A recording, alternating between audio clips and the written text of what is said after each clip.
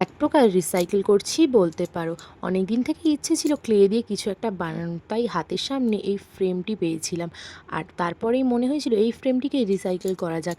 যাই হোক, এই ক্লেটা ছিল কিন্তু খুবই হালকা, সত্যি বলতে গেলে সুপার লাইট ক্লে যেহেতু খুবই লাইট ছিল।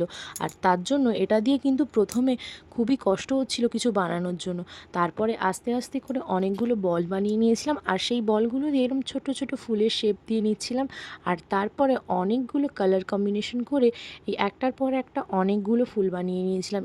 এই কালার কম্বিনেশনগুলো কিন্তু দেখতে খুবই সুন্দর লাগছিলো, আর এই ফুলগুলোও কিন্তু খুবই কিউট লাগছিল। অনেকগুলো ফুল বানানোর পরে তারপরে মনে হলো শুধু ফুল দিয়ে কাজ নেই, এর জন্য পাতাও লাগবে। তাই জন্য গ্রিন কালারের ক্লে নিয়ে নিয়েছিলাম পাতার জন্য।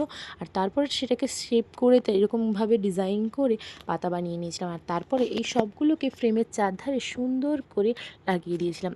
আর লাগানোর জন্য কিন্তু আমার কাছে কোনো রকম গ্লু বা গাম কিছুই ছিল না। তাই জন্য আমি কি করেছিলাম, নেল পালিশের ট্রান্সপারেন্ট যেটা হয় জেল, সেটা দিয়েই লাগিয়ে দিয়েছিলাম। তো ফ্রেমটি কেমন লেগেছে অবশ্যই কমেন্টে জানিও। আর ভিডিওটি ভালো লাগলে অবশ্যই লাইক, কমেন্ট, শেয়ার করতে ভুলো না। দেখা হচ্ছে পরে মিনি ব্লগে। টাটা।